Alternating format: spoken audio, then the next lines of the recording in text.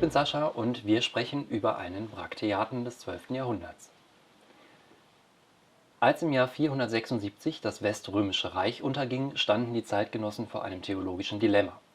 Die damalige christliche Lehre sagte nämlich, es werde 4 Weltreiche geben: Babylon, Persien, Griechenland und Rom, und sobald das letzte dieser 4 Weltreiche untergegangen sei, solle die Welt untergehen. Das jüngste Gericht solle eintreten. Aber es trat nicht ein. Kleines Problem: Jetzt brauchte man eine Erklärung dafür, weshalb das jüngste Gericht nicht eintrat. Und im Laufe der Zeit entwickelten die Theologen eine Theorie. Die Theorie, das ist die Translatio Imperii, die Übertragung des Reichs. Der zufolge ist die Welt nicht untergegangen, weil Rom nicht untergegangen sei. Das müsse irgendwo noch sein, ansonsten wäre die Welt ja untergegangen.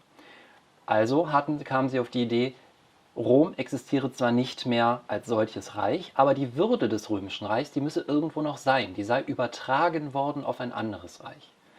Und das ist der Grund dafür, dass es die römisch-deutschen Könige und Kaiser gab. Das Recht, Herrscher über Rom zu sein und damit auch über Ober- und Mittelitalien, das wurde damals den deutschen Königen zugesprochen. Und einer der berühmtesten jener deutsch-römischen Kaiser ist Friedrich I., genannt Barbarossa. Wie kam er zu seinem Spitznamen? Barbarossa, italienisch für Rotbart, hatten die Mailänder ihm spöttischerweise gegeben, als er nämlich mehrfach versuchte, insgesamt auf 5 Italienfeldzügen seinen Anspruch in Italien geltend zu machen und dabei 1162 Mailand komplett zerstören ließ und bei der Gelegenheit übrigens auch die Gebeine der 3 heiligen Könige rauben und nach Köln schaffen ließ. Also Rotbart, ein spöttischer Name, hat er zu seiner Zeit nicht gern gesehen, so kennen wir ihn aber heute. Und so kennen wir ihn und sehen wir ihn vor allen Dingen auch auf den Münzen seiner Zeit, so auch auf dem Brakteaten, der uns heute vorliegt. Eigentlich galt Friedrich Barbarossa seinerzeit als zwar durchsetzungsstarker, aber nicht unbedingt als der fähigste aller Herrscher. Er hatte an sämtlichen Fronten zu kämpfen.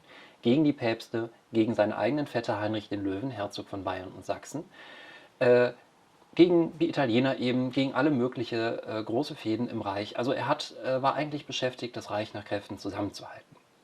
Viel beruhigter und stabiler wirken eben die Münzen aus seiner Zeit.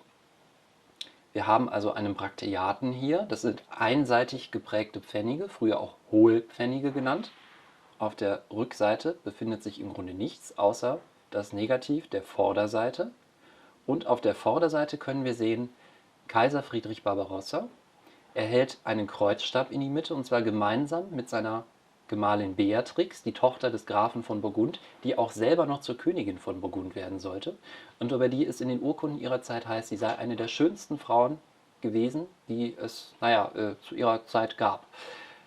Beide befinden sich hinter einem kleinen Bogen. Auf dem Bogen ist der Name Friedrichs geschrieben, Friederik.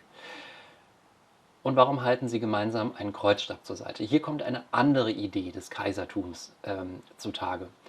Nicht nur ist der Kaiser als solcher also auch Träger der alten römischen Würde und damit ein Augustus, ein Nachfolger der antiken römischen Kaiser. Nein, ein Kaiser ist im Mittelalter vor allen Dingen auch nur ein König, wie andere auch Könige sind. Er ist nicht der Chef aller Könige in etwa, nur er hat eine besondere Aufgabe, die ihn zum Kaiser macht. Und zwar Schutzherr der gesamten Christenheit zu sein. Das definiert das Kaisertum im Mittelalter. Und deshalb halten er und seine Gemahlin einen Kreuzstab auf diesem Brakteaten. Dahinter verbirgt sich eben genau diese Idee, dass sie als Schutzherren der Christenheit aus den Reihen der Laien herausgehoben sind. Die Quellen sind sich im Übrigen nicht nur darüber einig, wie schön Beatrix war, sondern vor allen Dingen auch, wie harmonisch die Beziehung zwischen Friedrich und ihr war. Wir haben es hier mit einer aus mehreren diversen Quellen, die ja immer ein wenig politisch eingefärbt sind, mit einer verbürgten Liebesbeziehung zu tun.